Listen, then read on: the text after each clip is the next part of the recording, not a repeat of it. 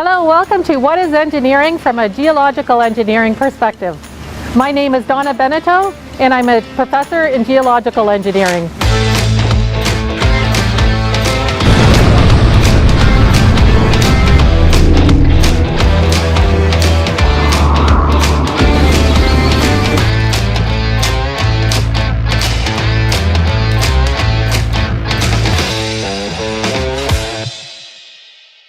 What is engineering?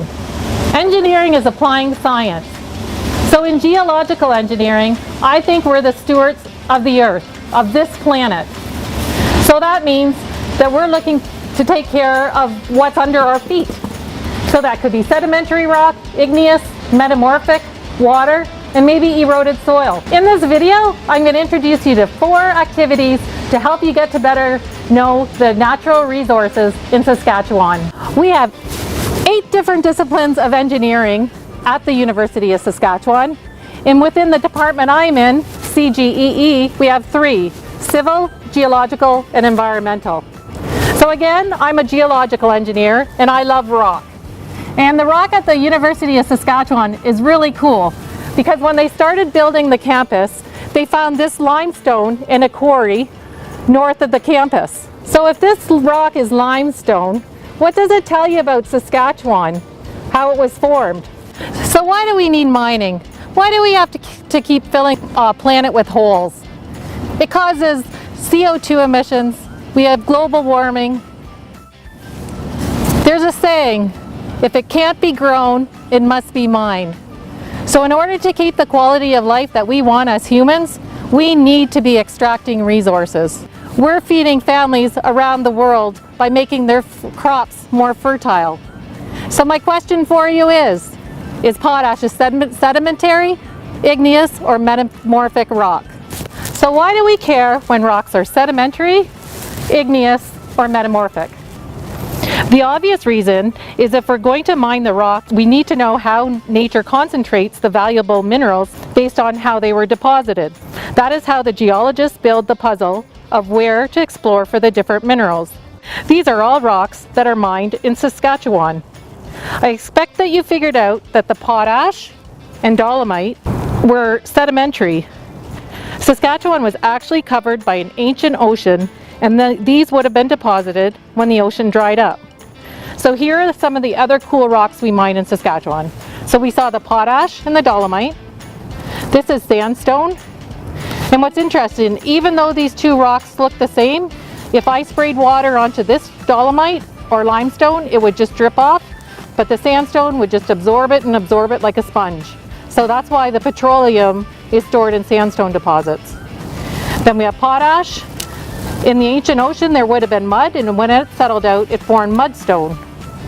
And all the plants and living organic matter that was in the ocean would have decomposed into coal, which is found in the south part of the province.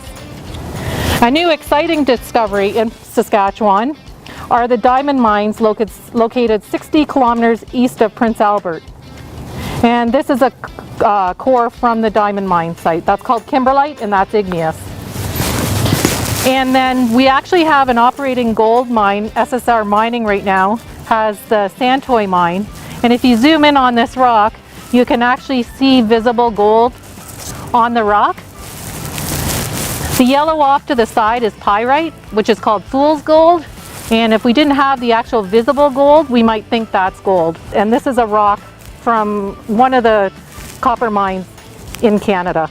So now I'm challenging you to activity 1, where you take my map of Saskatchewan and try and figure out where the sedimentary, igneous, and metamorphic rocks are mined here. So as geological engineers, we need to measure the properties of the rock and quantify what the characteristics are. So things that we're concerned about are how strong, how wet, how bumpy, and maybe joint angles. So thinking of our potash again, if I was to hit this with this rock, it all easily falls to pieces. So that's not a very strong rock. But I could knock on the big rock and it's never going to break. So how we measure strength in the lab is we take cores. The drills do core when the geologists are exploring to find the valuable minerals. And we cut off the ends and make them smooth. And then we compress them until they break, and that tells us how strong the rock is. In terms of how bumpy, we use this, which is just a carpenter's profile comb. And we can just tap the rock and get different profiles of the joints.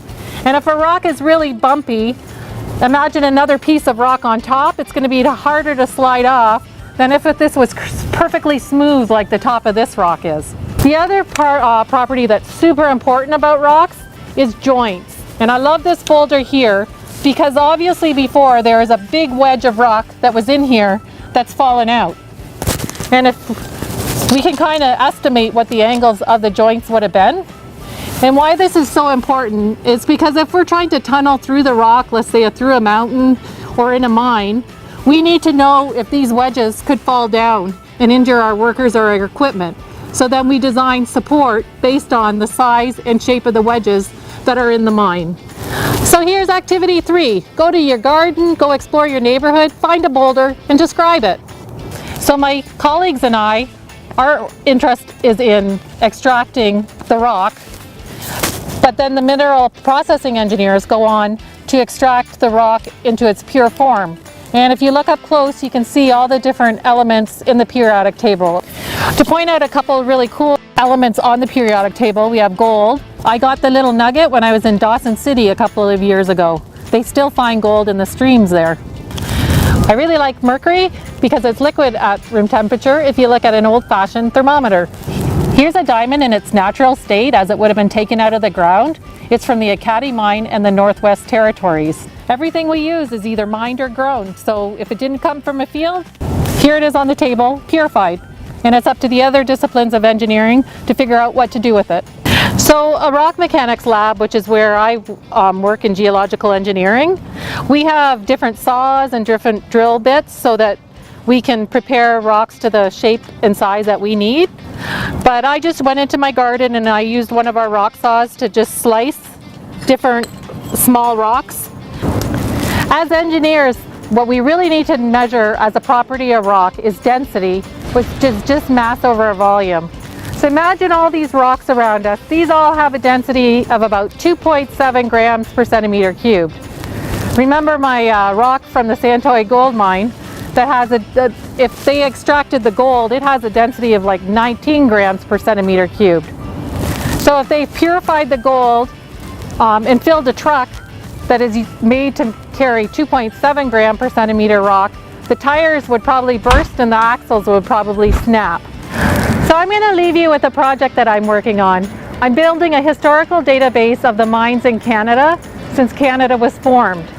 If you're curious about the mines in Saskatchewan, you can go to the Saskatchewan Mineral Deposit Index online and retrieve this map, and you can learn where the mines are in the history of Saskatchewan. So I did activity 4 for all of the geological databases I could find in Canada. At the beginning of the video, I told you it was easy to dress for today. The one way that our lives are touched, then that we might not even realize it, is that Levi Strauss invented the blue jeans for the California gold rush because they were durable and they were tired of their workwear wearing out. Thanks for popping by to see our video. If you think geological engineering rocks, check out some of our other videos.